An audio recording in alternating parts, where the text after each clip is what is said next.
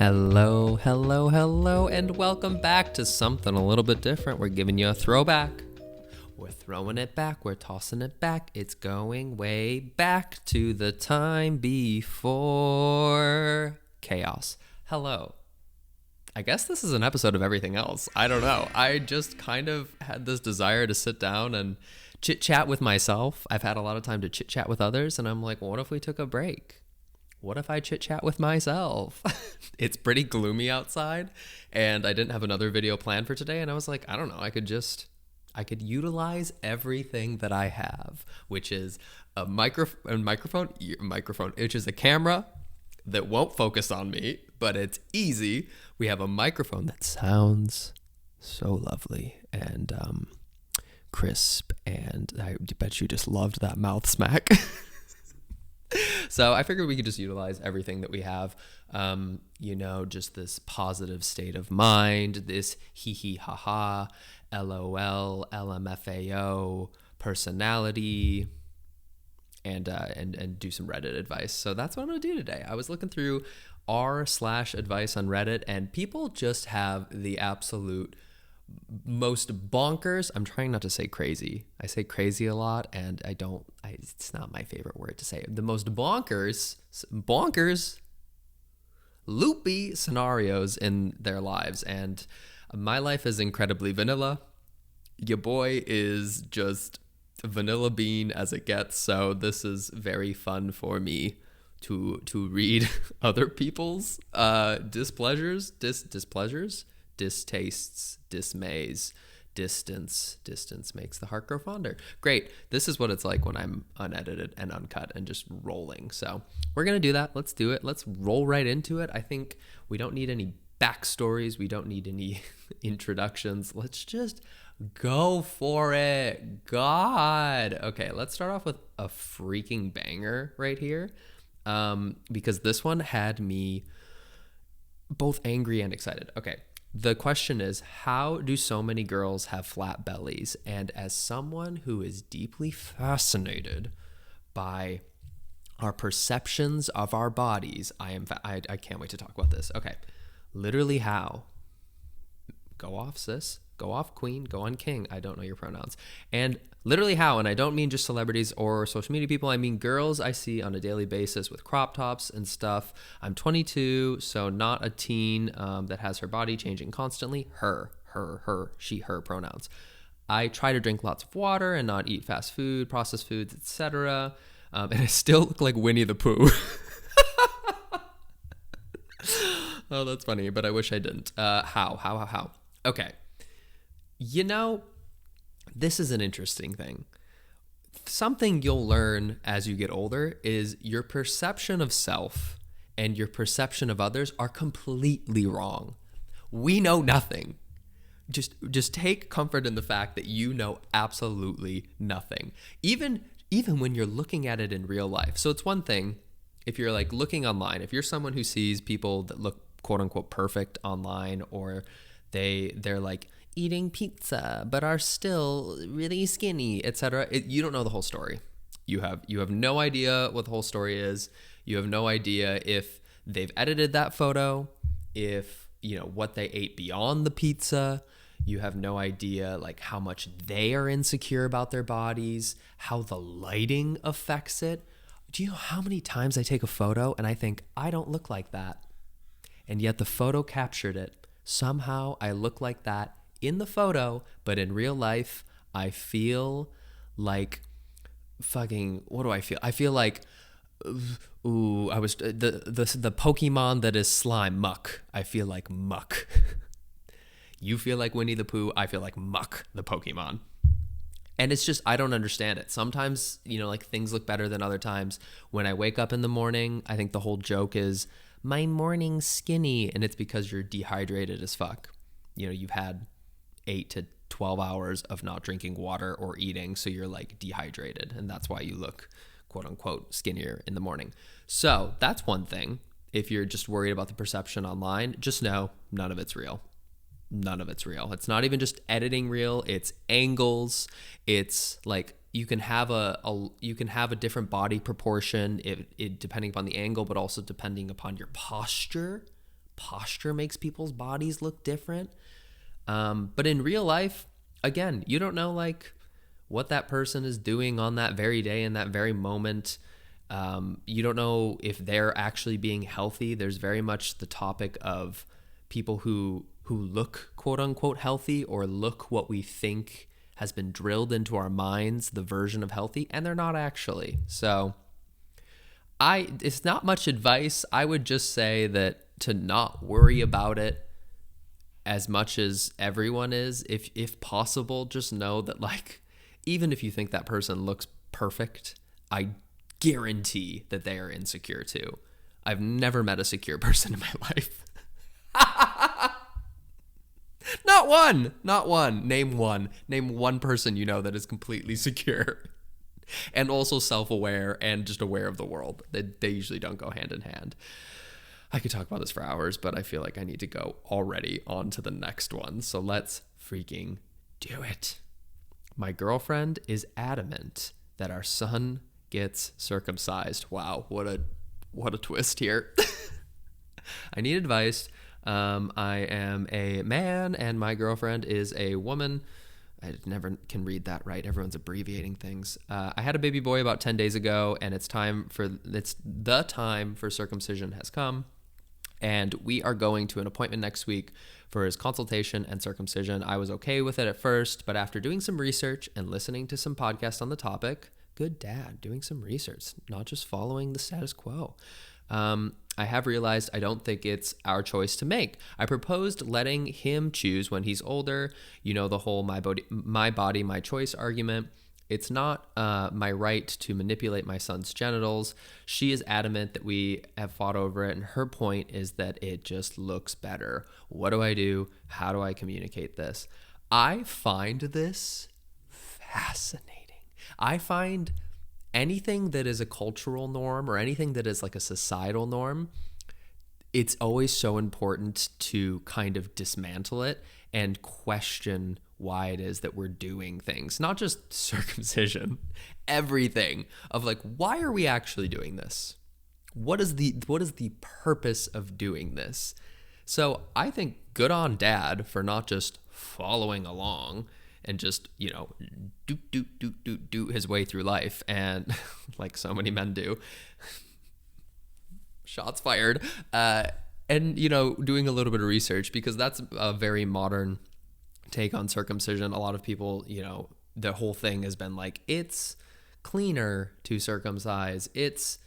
I don't know, it feels physically better. It's healthier, etc. And a lot of those have been like flat out lies, or they've been disproven, or they say that like both ways are totally fine. So, you know, one, I like that you're thinking about your son's choice to choose, because so many people don't get a choice. But two, I don't know. I've never been put in this situation. I really don't know what I would do. Haven't thought of an answer. I would make your wife watch the videos that you watched, because you can do this anytime. You know, I mean, that's one of those things.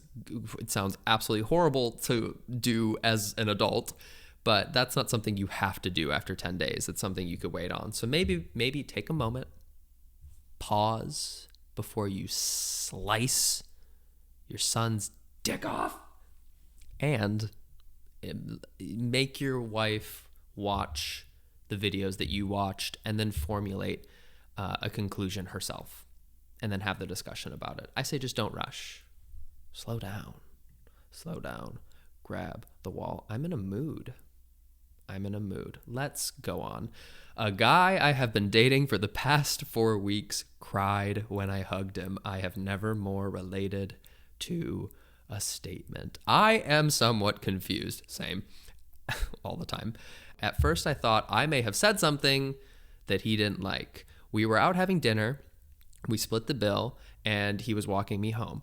When it was time to leave, I gave him a hug, and suddenly he started crying. I was confused. Did I offend him?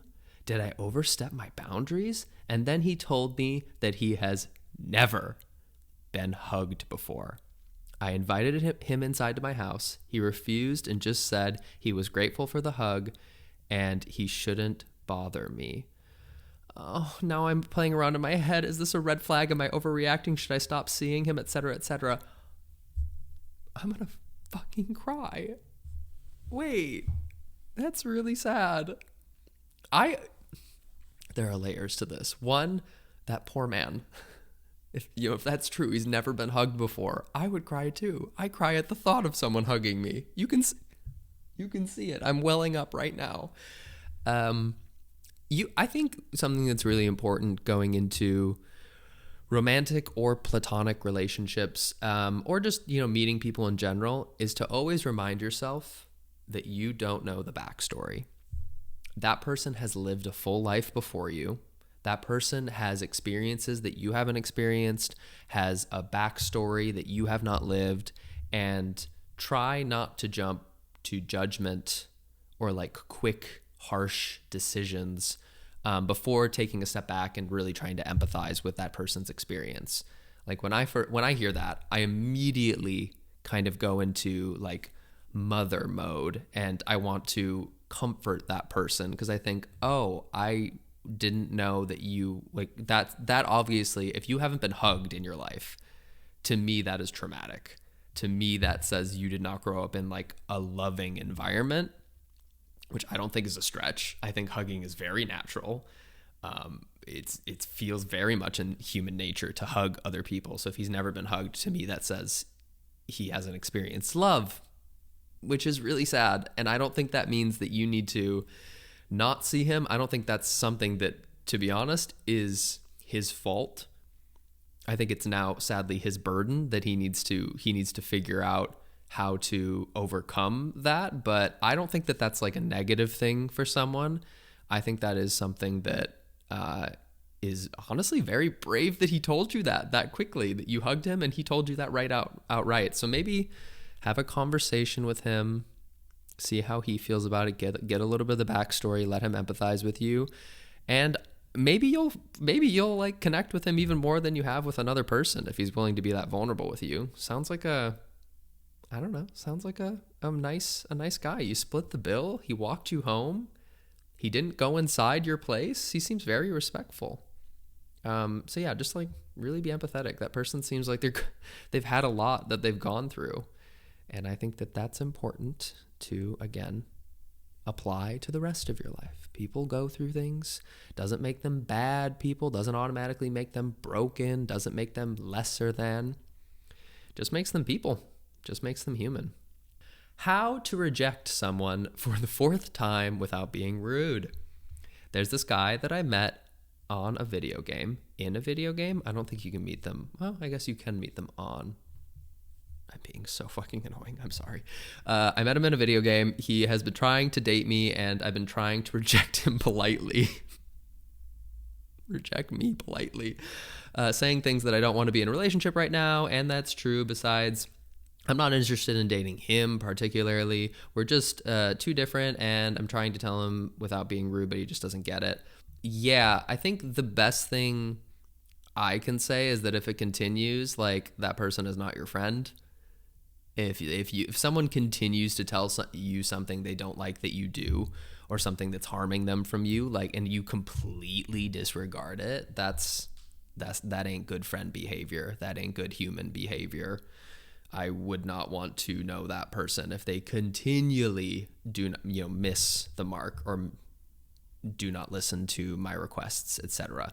So I would say, sadly, if it continues, like 4 times, it's already a lot, but if it continues, you just probably need to cut that person off, because that's just rude, just disrespectful. And a message to people who who are like in that limbo land, like the opposite side, someone who feels like someone might like them, but they're being either rejected or they're not being confirmed that they like them, etc., etc.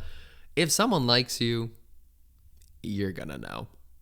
If someone likes you, you will know. And there's none of, like, when someone really likes you, it is clear. There should be no, like, real games. There should be no constant questioning. There should be no pushing to get someone to like you. If they like you, they like you. If you have to convince them to like you, That's not the right relationship. That's not something either of you need to be in. You should never be convinced to like another person. So, sadly, take the hint. And it's not a bad thing. Just move forward and move on. Rejection is a part of the human experience. I've experienced it plenty of times. It's fine. It makes you stronger. It's all good. I use, quote, guy, quote, as a gender neutral term. Is that okay? Especially when I'm talking in groups, I use guy as a gender neutral term. For example, I say, hey guys, let's go over there, even if there are women in the group. Is that okay? I think this one's fascinating because I've really become, I guess, like aware and in tune to this, I guess like these gendered language terms, these just things that you say without really realizing what they mean. Again, being like very conscious of how your words can affect people, like saying the word crazy. The word crazy is not necessarily a nice thing to say because there's a lot of like societal implications on that. And, you know, there's a lot of people that are going through mental health issues, and to say crazy is just like belittling and dismissing. But it's a similar thing with guy, although I wouldn't say it's necessarily outright offensive. I try my best to not say you guys anymore, because it does feel like it's participating in some sort of like patriarchy, to just say that like the gender neutral term is guy, because it's not. Guy implies man, most likely, and even if it doesn't, it still kind of does. So I would just go for something gender neutral. I would start like practicing switching it altogether. Because plus there are way more fun words than saying you guys. You could say y'all, folks, people, human beings, the group, sisters. See, that's actually the funny thing is I will not say guys, but I will call men sister. Hey sis. What's up, girly? I think girly is a gender neutral term. But that's just because I'm gay. The same rules don't apply to me. I can do what I want. I'm gay. Gay. Yeah. I don't think it's outright offensive. I wouldn't worry too much about it, but I do think it's nice that you're like thinking that way. And I think that that's a great way to go through life in general. Why is my child so obsessed with the Titanic? My child is 6, and since she was about 5, she has had an absolute fixation on the Titanic. She knows everything about it. She wants to go to museums about it, read books about it. I have nothing against the Titanic. I love that she wants to learn things, but why the Titanic? She likes other things too, but they're so much less specific. That's comedy. That's genius. I love that. I love that you're so, like, it's very sweet that you're that concerned that your child loves the Titanic. I think, I don't have kids, but I mean, even as an adult, I get fixated on things like that. So I just imagine your child finds it interesting, and it's probably incredibly normal. I mean, like, I think about young kids, like, being obsessed with things all the time. Like, my niece loves dogs. Loves dogs. Now, if I replace dogs with Titanic, sure, it's a little different, but is it? Isn't the Titanic just a boat? Aren't dogs just dogs? Yeah, I really wouldn't worry about it too much. I think that is a normal thing for children to be obsessed and fixated on very specific things, especially like the Titanic is fucking rad in terms of like, it was a big boat that sunk, hit an iceberg like that. Like, what a story. I'd be upset. I am obsessed with it. I'm obsessed with the Titanic. I'm obsessed with the Titanic. I am too. I used to love that film. Still love that film. So yeah, I don't know. I imagine it's really interesting to your child. It's no different than like your child loving dinosaurs and being obsessed with Jurassic Park. I think that is totally fine, as long as I don't know if it's great for a 5-6-year-old to be watching the movie The Titanic. It could be traumatic, so you might want to watch out about that. Okay, I live with someone, and should they pay the bills? I barely need to know the story. I know the answer. Before moving in, my boyfriend agreed to help pay the bills, $400 a month. It's been months, and he refuses to pay anything. He has a decent job and no debt. Is it time to kick him out? Kick his ass to the curb. What? He's not paying and he's living there? Fuck him. I've been saying fuck a lot in this. I'm sorry. No, ew. He's an adult. Like, no. If you live somewhere, you pay the bills. It is so, that's so disrespectful. And so not hot. Do you know what's hot? Financial stability. Consideration by Rihanna and the act of it. Hot. It to me, it is like an absolute turn off that this man is not paying the bills and making you pay the bills while living with you. Like, that's not sexy. That's not mature. That's not cool. I wouldn't want to be with him. And if you've had this conversation with him and he refuses, like, it's been a top, maybe he's forgotten. I'll give him the benefit of the doubt. But if you've had the conversation and he just outright isn't paying, flick a Skittle at his earlobe and then kick him to the curb. He's done. He's over. You deserve better. How do I respond to my 16-year-old niece who just came out as bi in her Facebook status relationship? I said that very weird. I'm just going to go with it. Yesterday, my 16-year-old niece posted a relationship status on Facebook saying, it's weird that 16-year-olds have Facebook, I'm not going to lie, saying she was in a relationship with another girl. I asked my sister what it means and what I thought. I asked my sister if it means what I thought, got you, as opposed to some kind of game teenagers play. My sister says she's known my niece was bi for a long time, so I don't know if this was an official coming out or if it was just news to me. Either way, I want to respond, but I'm not sure what to say. To be clear, I have no kind of negative feelings about my niece being bi. I just want to do the right thing.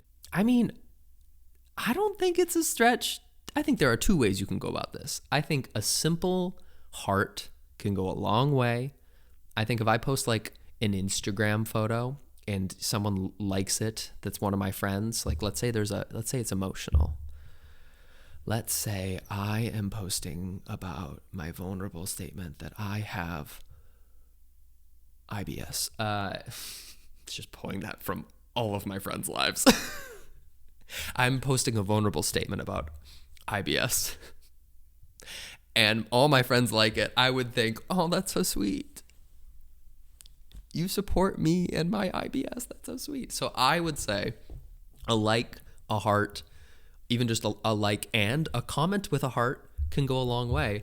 But I mean, I also don't think it's a stretch for you to like send her a little text that just says like, hey, saw your Facebook status, really happy for you, and I support you. Hopefully I can meet your girlfriend one day.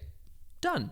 Simple, doesn't need to be overdone, doesn't need to be cheesy, doesn't need to include like 50 rainbow flags and hashtag love is love. Don't get me wrong, we love that, but sometimes it's a bit much. It's a bit corny. It could just be a simple thing of like, hey, just let you know I love you and I support you and I'm excited for you. Done. You know, like very simple and nothing required of your niece to respond or anything. I think that can go a long way. I know the times in my life where I've had important things like that come up, that just the littlest thing, like the littlest acknowledgement of me and my situation, whatever it is it can be so meaningful, genuinely. Again, I've had times where like something wasn't too important, but I posted about it, and then getting like a surprise message or text or comment from someone I haven't really talked to in a minute, or like is close to me but I don't see every day, is genuinely like really sweet. I think you'd be surprised what the power of like acknowledgement. I think everyone is going through life just trying to be seen and trying to be heard in the littlest way. So to validate that in your niece could be like a real pivotal moment in your relationship with your niece. So I say you go for it. And I say that's a beautiful thing. My boyfriend is getting more in touch with his feminine side, and I don't know how to feel about it. I love my boyfriend. He's kind, sweet, funny, takes care of me as much as I do him. We have a beautiful life together. About a month ago or so, he wanted me to do his makeup when we were drinking. He had watched me do mine several times, was curious about how he would feel about it. We thought it would be silly and funny, so I put a full face on him, blush, mascara, etc., etc. We giggled about it, and I told him he was pretty. That's sweet. And he took it off about 5 minutes later. He said it felt weird on his skin, but his curiosity was satiated. I don't know what I'm saying. Sometimes I don't know if anyone else has this problem, but sometimes I'm looking and I'm not actually reading. I'm just basically making up what I think is on the screen. Well, within the past week, he asked me if I can do his makeup again. And just last night, he asked me to paint his nails black, blah, blah, blah, blah, blah. I warned him he might get a ton of shit at work. He works at a body shop with all men, and he should really think about it, et cetera, et cetera. Okay. I think there's a lot of layers to this. I think your concern is valid in that I think that people are really uncomfortable with things that they're not familiar with. I think it's totally normal, I should say, to be uncomfortable with something new like this in your life because you've never experienced it before, so you don't know how to react to it, and you want to do the right thing, and you just don't know what to do. I think that is very normal. I think, though, it's important for you to realize that things like this don't necessarily mean anything. Like, someone wanting their nails painted, I know I have so many straight male friends that paint their nails all the time now. I don't know as many that wear makeup, but I do know some that wear makeup. And it doesn't mean anything. It just means that they like their nails painted and they like to wear makeup. It means that they think they look good with painted nails and they look good with makeup. I think that society has told us for so long that those are feminine and those are exclusive activities for women. And that just has never been the truth, but now we all believe it to be the truth. So I think your insecurity comes from the fact that you are associating it with femininity. And, you know, like, I don't know, maybe your boyfriend is also associating it with more femininity and is exploring his femininity. And either way, I don't think that's a bad thing. I think that that's a totally normal thing. I think it should be a totally normal thing, and it should be more celebrated and embraced, because at the end of the day, I think about all the times that I've done things that are more like traditionally feminine, like paint my nails, wear a dress, wear makeup, etc. With anything, I always leave feeling more powerful, I have more of an understanding for myself and my sexuality and my fluidity, and I guess just for like the greater human experience. There's something about like when you really deconstruct yourself and the way that you live and the way that you see the world that can like make you completely vulnerable and empathetic towards everyone else. So I would just approach this. I think you're coming from a good place, because I think that at the end of the day, you don't want your boyfriend to get hurt in any way. And, you know, the fact that you were willing to put the makeup on him and have that fun time as well already says that like you have a level of comfort with it because you were willing to do that.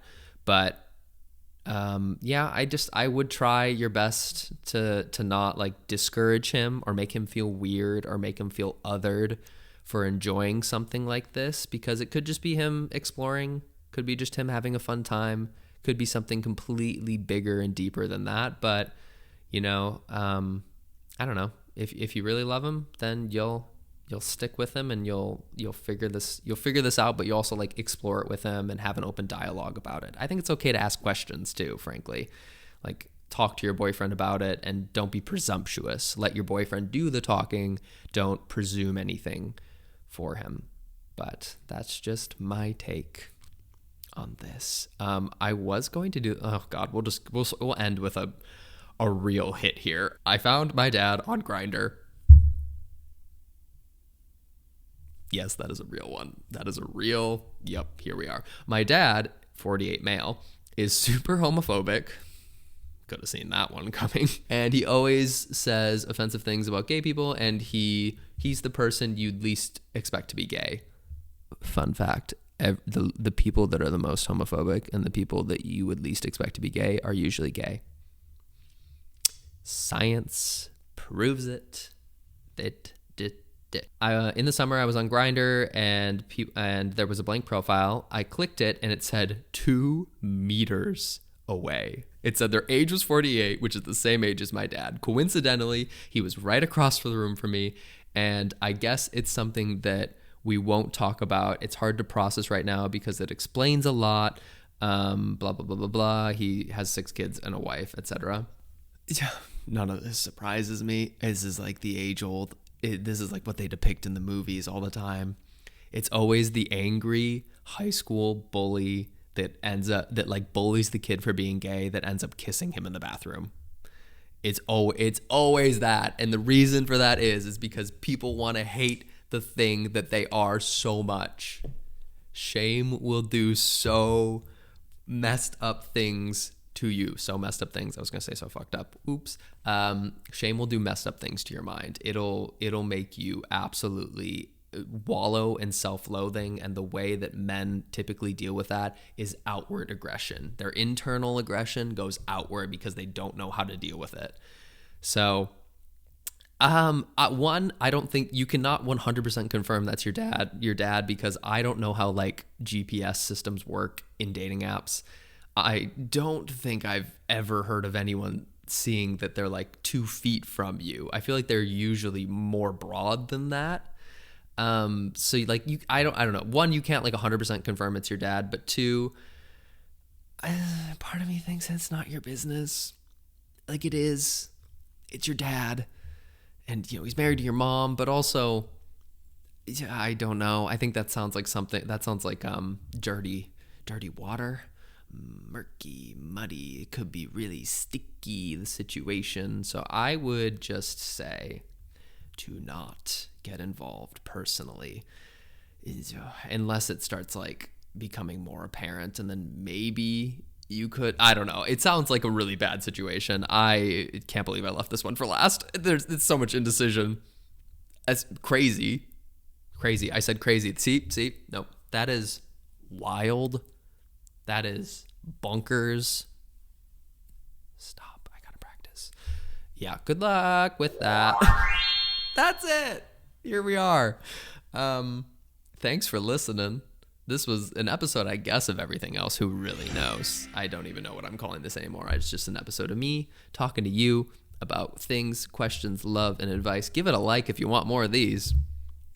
Just give it a like. Leave a comment down below if you want more of these. I don't know. I do have fun chit-chatting, and I do have fun giving advice. I am the advice friend in my friend group, and I will happily be the one to do it because I love a problem. I love an equation.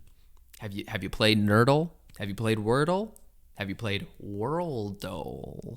I play them all. Love a game. Love an equation. So much fun.